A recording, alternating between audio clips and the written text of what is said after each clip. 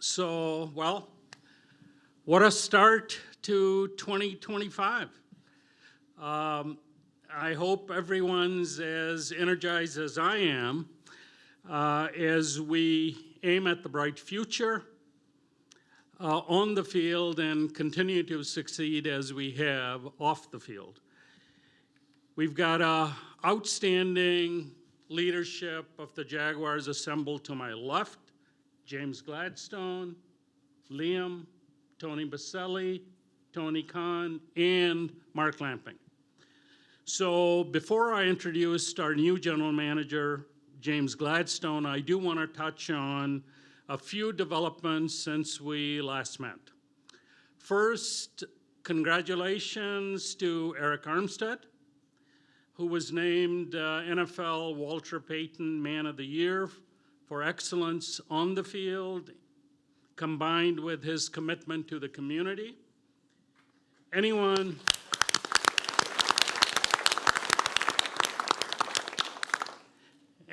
who's met Eric knows him would understand why he's earned this honor and of wearing Walter Payton's silhouette on the jersey. Eric's heart is big, no matter what he does, and we're proud and fortunate to have him here in Jacksonville. So thank you, Eric.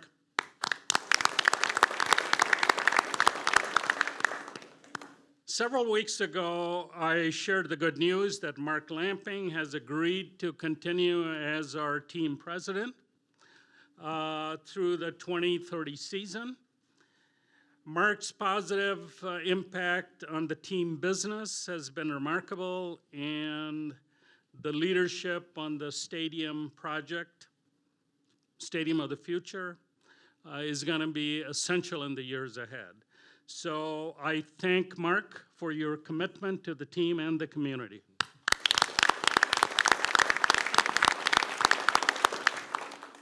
It's also my honor to announce that Tony Boselli would serve his beloved Jaguars as Executive VP of Football Operations.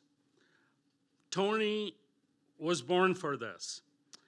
His leadership during our GM search was extremely impressive, and his excellent collaboration with Liam helped lead us to where we are, which is to welcome James Gladstone as the GM of the Jacksonville Jaguars. There's a lot to know about James, a lot to like about James. All of it will become evident today and in the years to come. But one thing I do want to emphasize is James faced fierce competition during the interview process. Every candidate was outstanding, and I think that speaks to the promise the next generation of leadership in the NFL holds. But more importantly, it speaks to the high quality of James Gladstone. Today's NFL is constantly changing. It's important for us to find a GM who is unafraid of change, someone who can innovate, collaborate, communicate, and evolve. All of that describes James. It's no wonder James has already produced a brilliant body of work so early in his career, but what's best is his immense promise in the role of general manager. I'm thrilled we'll get to see James seize the opportunity here in Duval. James is joined today by his wife, Julie, and daughter, Sabine, mom, Kim, and dad, Gene. So to the Gladstone family, I know you're as proud of James as we are, but I want to welcome you to Jacksonville and the Jaguars family.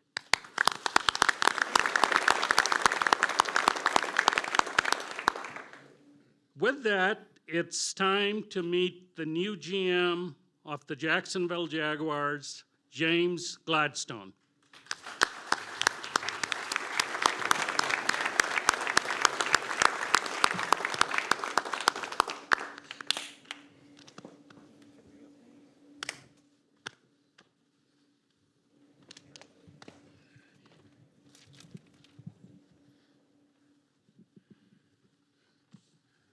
Good morning. You know, it really is an honor to be with you all today as the general manager of the Jacksonville Jaguars. You know, I do have to start first and foremost by thanking Shad, Tony, and the entire Coen family for believing in me, for entrusting me with such an incredible opportunity. You know, their passion for this city, this franchise, it's contagious. And I look forward to building something special with them. You know, as I look across this table, I also got to give a thanks to Tony Boselli for his leadership throughout this entire process, our football operations staff who have made it a seamless transition for my family. I got to give a thanks to Mark Lamping for his invaluable insights, and to Liam Coen. Liam, I can't wait to bring your vision for this football team to life, working with our coaching staff, our scouting staff, and our support staff to give the city of Jacksonville, its fans, and our partners around the world a team that they're proud to support. To my wife, Julie, to my daughter, Sabine, to my parents, Kim and Jean, to my siblings, Michelle and DeMarco, the rest of my family, my friends, your presence, your support. I've never had to ride alone. You have elevated me to levels that I didn't know on my own I had the ability to reach. To the Los Angeles Rams, to everyone I worked with over the last 9 years, thank you. You know, I genuinely believe that this moment, me being seated on this stage, is not a reflection of anything that I've done on my own, but rather a collective effort. And I won't lose sight of it. To Les and Kara Sneed, you guys altered the trajectory of my life. Supporting you, learning from you, you know, that was an honor of a lifetime. And I'll look to carry that experience forward every day in this role. To the Jaguar fan base, I turn to you. With Liam's vision, with a disciplined approach, you know, we're going to bring you a product that you all can be proud of. And we are so appreciative of your support. With that, game on.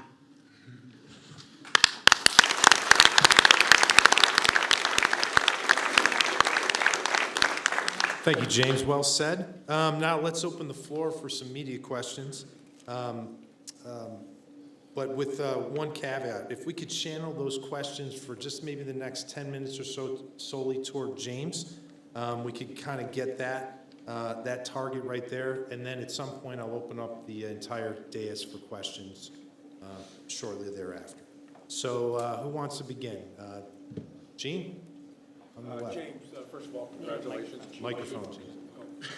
Gene, for the Florida Times Union. Can you, when you were reminiscing with Les on Saturday morning, did you take some time to kind of, think back as to how this journey happened? Because, from the moment that you asked him about possibly coming aboard with the Rams at that Starbucks that you guys were at back in June of 16, I think it was. You've done your research. So can you talk about how you got to this point? Because when you started, you apparently did not know whether you wanted to be a part of the NFL world for, the rest of your life or whatever. Yeah. How much time do we have? We got a shot clock here? Yeah. No, that's a great question. I really appreciate you asking it that way. I think, first and foremost,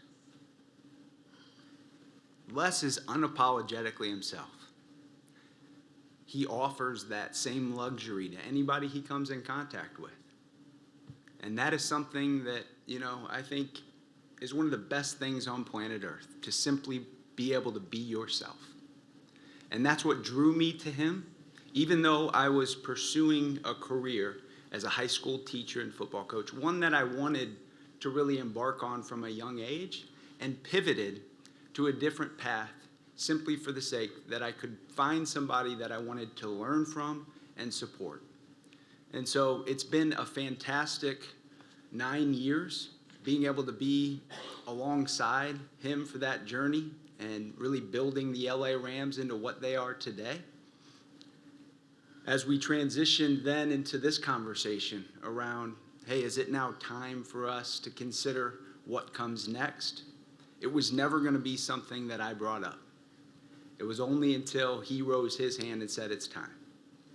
And so at that point, when this became available, when he knew that it would be a match with Liam, with Tony, and everybody else that you see up here, that's when we began to accelerate sort of the progress of transitioning into the next phase and becoming a general manager.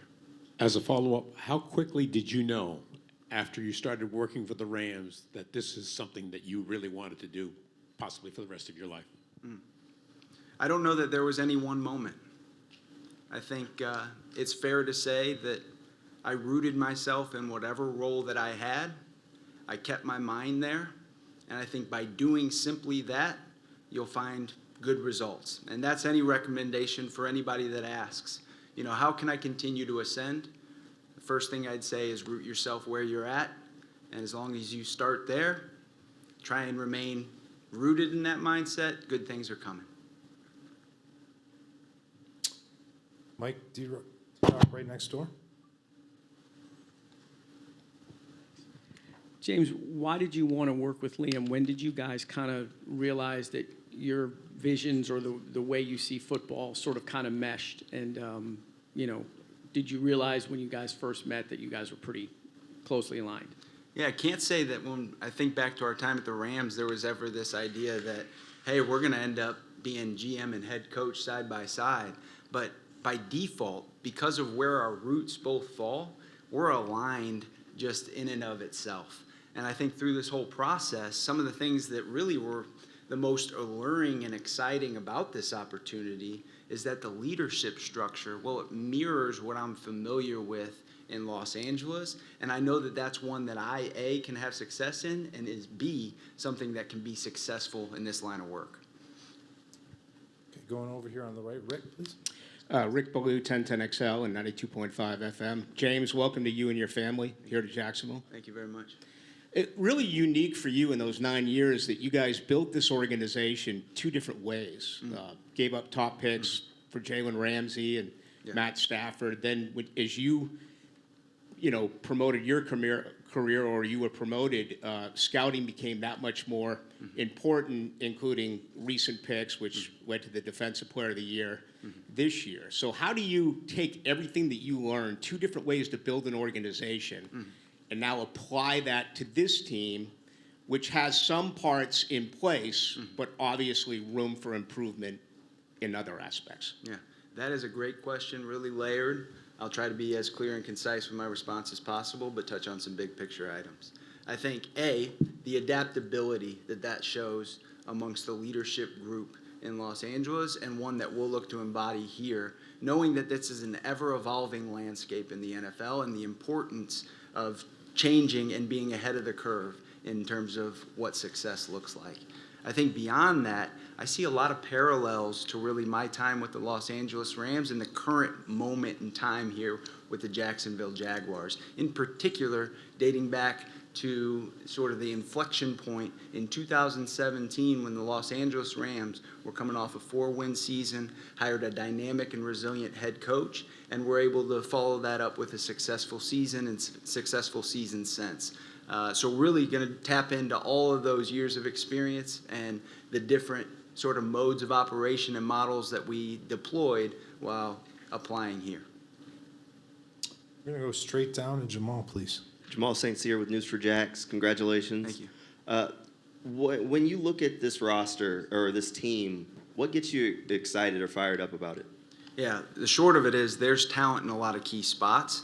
And with the amount of draft capital that we have at our disposal over the next 2 seasons, it's really exciting about what we can do there, especially knowing that that's the highest volume of draft capital that exists for any team in the NFL over the next 2 years. And we're coming off 2 cycles with the Los Angeles Rams where that was the exact same case. 24 picks over the last 2 drafts. So really this is a dynamic that I'm uniquely positioned to navigate and really looking forward to utilizing as a means of continuing to develop this roster.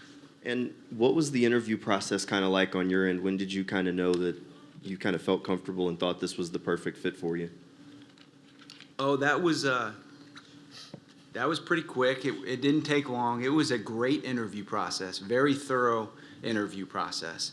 The first wave was virtual, and it included people from every department to represent and really begin engagement with whoever was going to end up being offered the position so that we could hit the ground rolling, have some familiarity, et cetera. And then when we got into the more intimate discussions last week here in person, we dove a bit deeper, surfaced a lot of higher level lines of thinking, but it didn't take long for me to realize that this was a really good landing spot. And technically, I don't think that Les, like I mentioned earlier, would have ever raised his hand and said, hey, it's time, unless he viewed it as a really strong opportunity to be successful. Okay. Going to go over here on our right to Brent. Congrats, Brent Martineau from CBS 47 and Fox 30. Do you look at what you bring to the table as cutting edge or outside the box? And what does that look like in today's NFL or from a GM spot? Yeah, that's a fair question. I think that, I have a fresh perspective, I'd say. A deep understanding of really the modern tools and mechanisms that are revolutionizing the sport. And so, that'll certainly be something that we leverage here, while at the same time, I mean, we're walking into the combine this afternoon, right? And so the current mode of operation is in rhythm, the cadence is in place. So my intent here through this initial spring is to really calibrate my own mode of operation to the current mode of operation, insert some specific efficiencies that'll help me better understand our group's insights and perspectives, and then assess at the end of this spring what types of things we can roll out into the future. But we'll certainly, put the pedal to the metal on a lot of advanced sort of modes of operation. Again, straight down. Culpepper. Hi, James. Congratulations. Wanted to ask you about sort of your philosophy of player identification. I saw somebody, Matt Miller, I think, tweeted something about pro-ready players versus traits players. Can you give a little deep dive into what you look for, particularly with college players, and what you will do to try to bring those guys who can fit into Liam's system right away? Yeah, that's a great question. I'm glad you asked. I think it's pretty simple from my perspective. We will prioritize people and players that are intangibly rich. And by doing so, they will elevate our ecosystem, our team, by being nothing more than themselves. So it's as simple as that. Thank you. Okay, straight back, Mark. Thank you. Hi, Mark Long with the Associated Press. Congrats. Thank you. You talked about a lot of things about the ever-changing landscape of the NFL, and then you talked about the mode of operation, but I assume you're hitting at analytics. Where can we go? I mean, obviously, Tony is deep in that, but how much more is there to be found and had in the role of analytics in terms of building rosters and maybe even helping with the game management stuff? Tony will be leveraged for sure. His insight and understanding is top tier. So that in and of itself is an edge that we can utilize.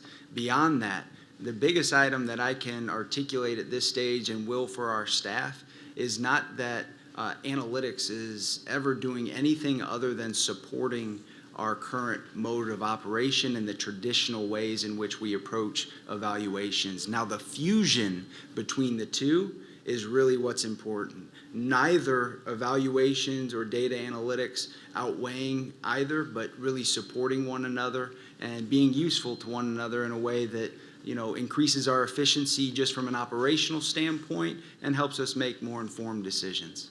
And then you mentioned the fresh perspective. Can you give us some examples on some of that stuff without giving away maybe trade secrets?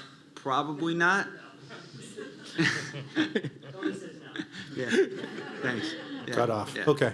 Let's go Gary, then Mia. Gary, please. Hey, James. Gary Smith, Florida Times Union.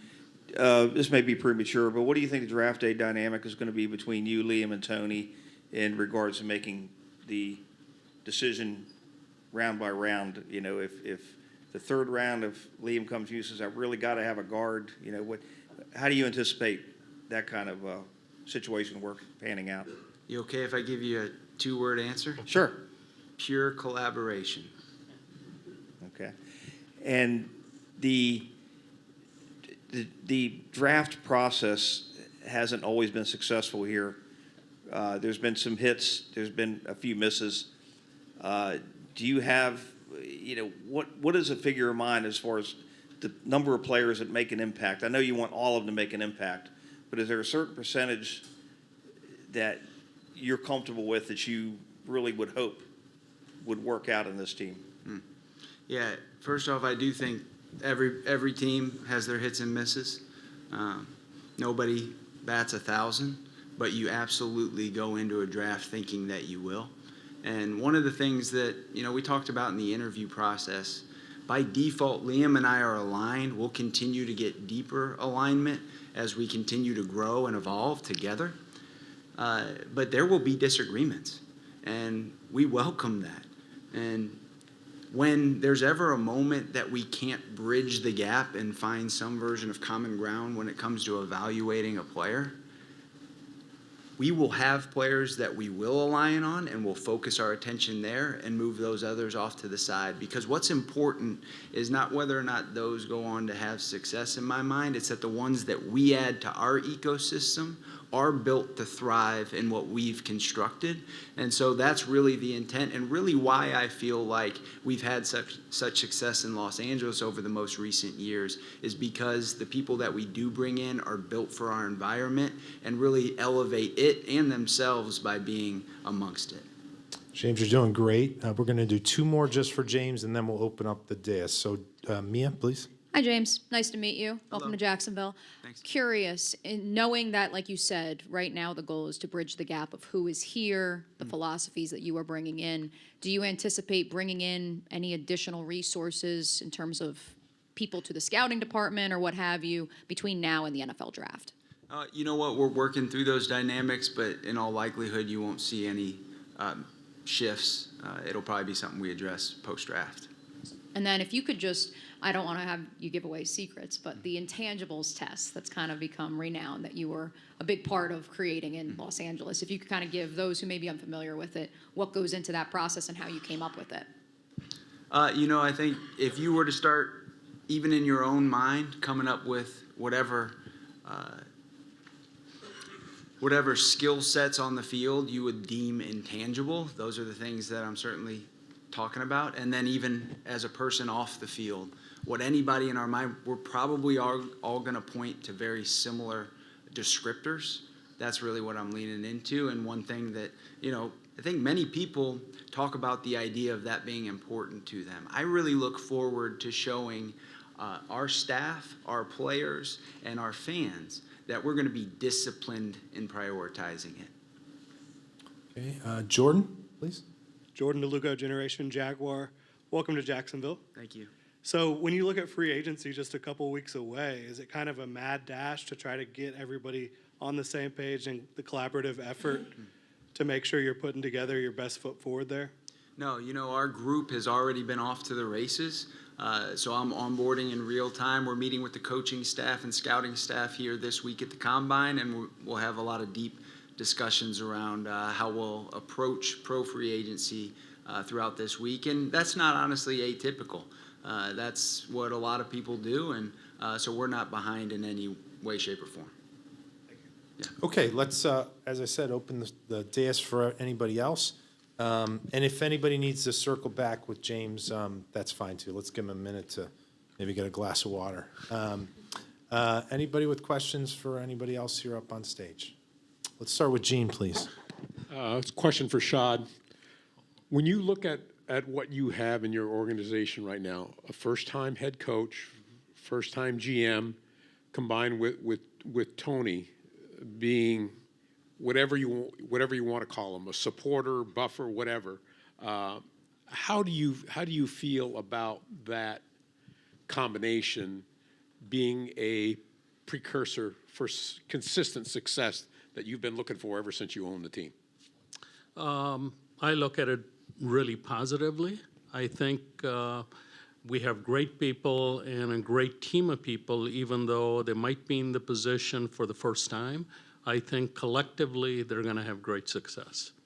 And, you know, and I think one of the things, you know, I think we're all aware that, you know, they're new, but huge amount of, you know, the potential to really grow into it. So, I mean, you're referring to the Peter Principle, right?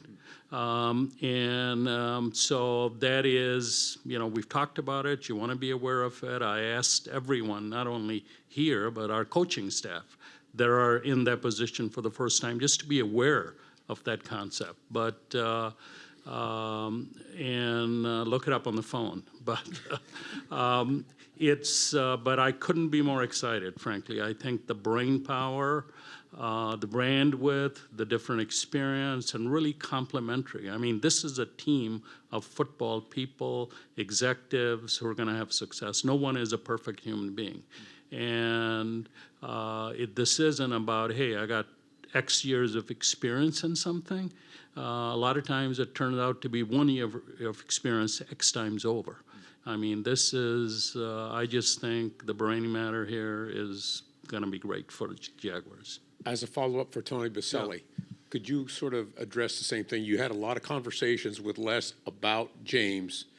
Now you're seeing something very different with the first-time head coach, first-time GM, and now you're part of the process. How excited are you about this combination, which includes yourself? Well, I mean, I'm extremely excited. I mean, I like the new title you gave me, Chief Supporter or Buffer. I'm gonna put that on my business card. But listen, I'm excited.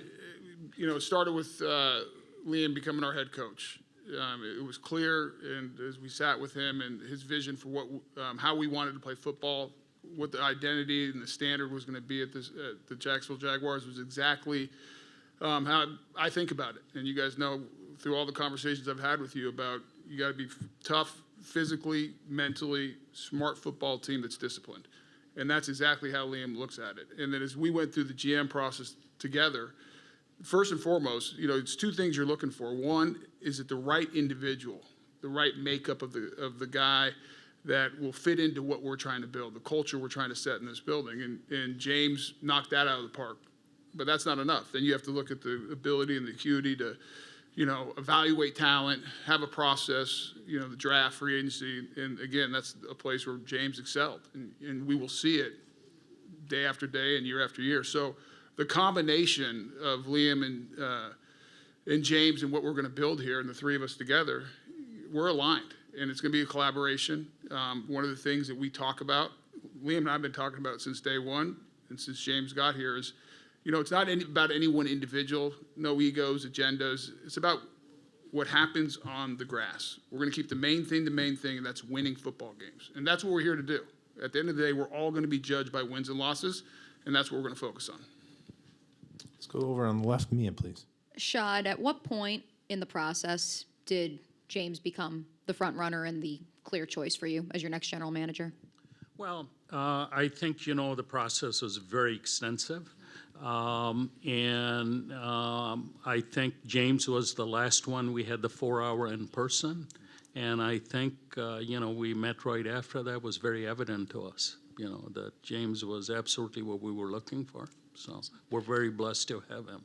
And then just one quick one for Liam. I know James punted a little bit on it, but do you remember your first interaction with James when you arrived in Los Angeles? If you could share that story.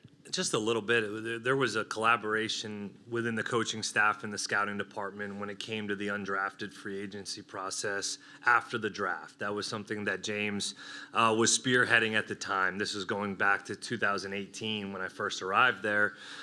He was spearheading that entire, process.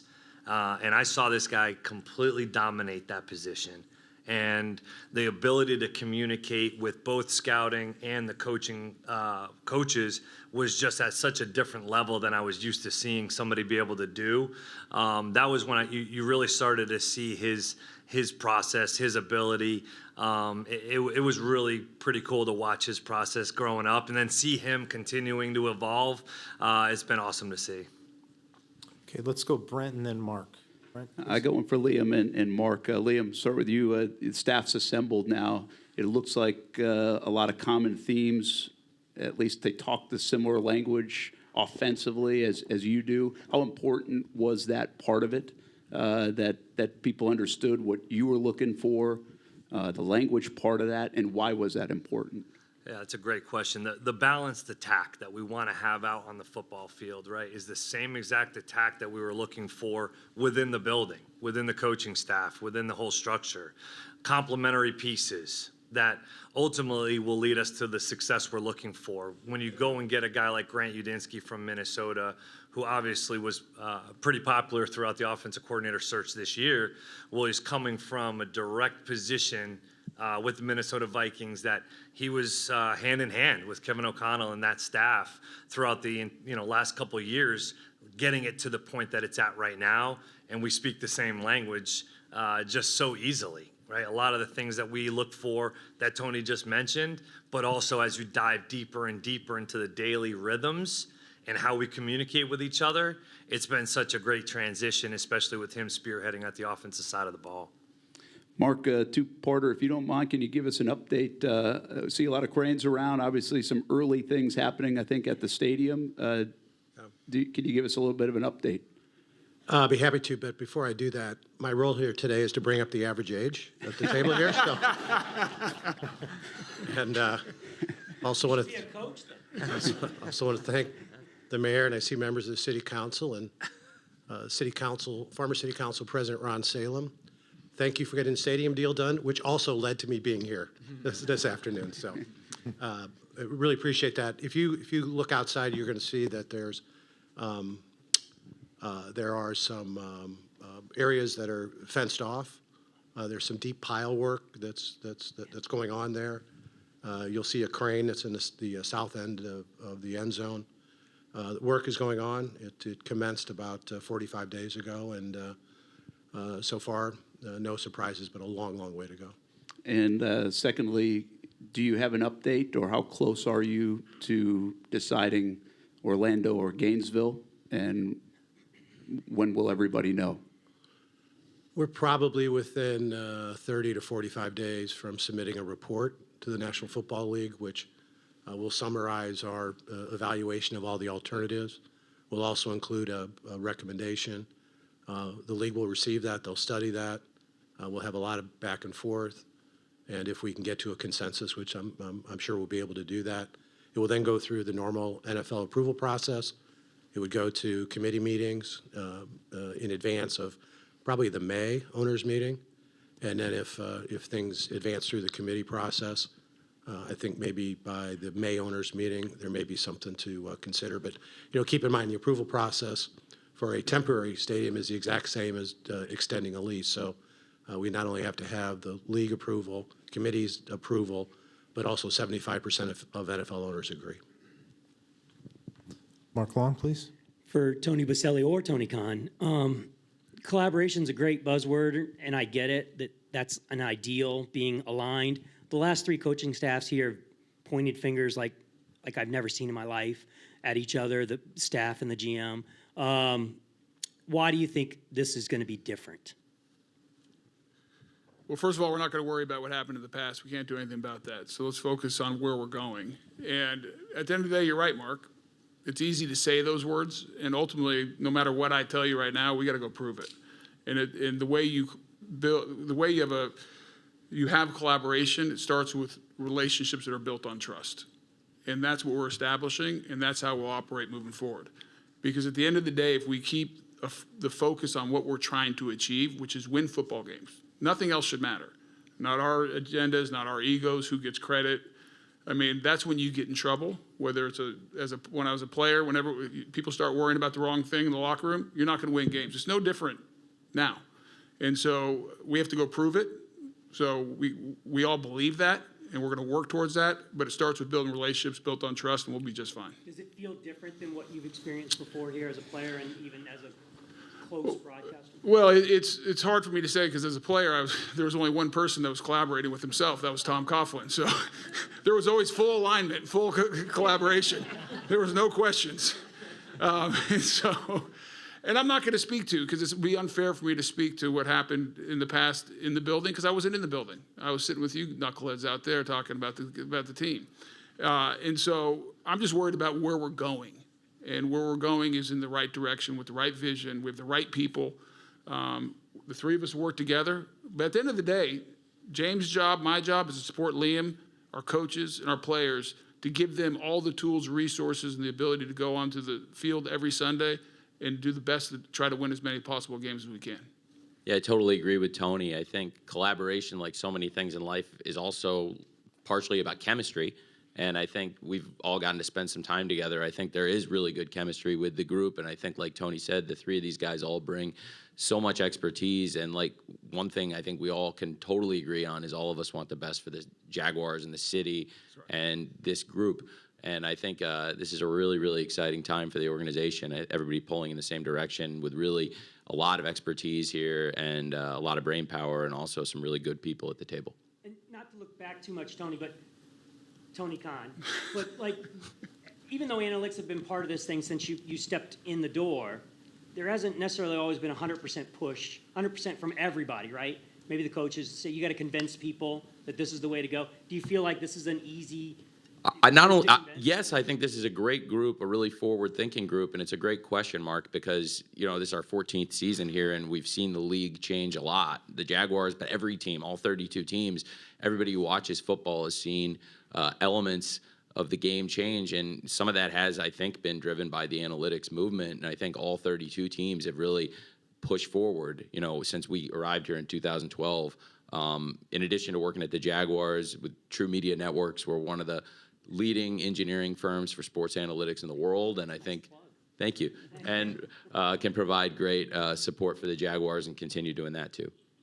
Okay, let's go over on the right, then we'll get to DeMarc. Rick, please. Yeah, James, the former GM, his communication with us here was very minimal, and when it did occur, it felt forced. What is your feeling on transparency with the media so we can get your message to Jaguars fans? Yeah, I think being open and honest and opening the door so that you all feel like you get what you need to do your job. And at the end of the day, this is the entertainment business, and we'll treat it as such without interfering with our ability to do well or have a competitive edge. D-Rock?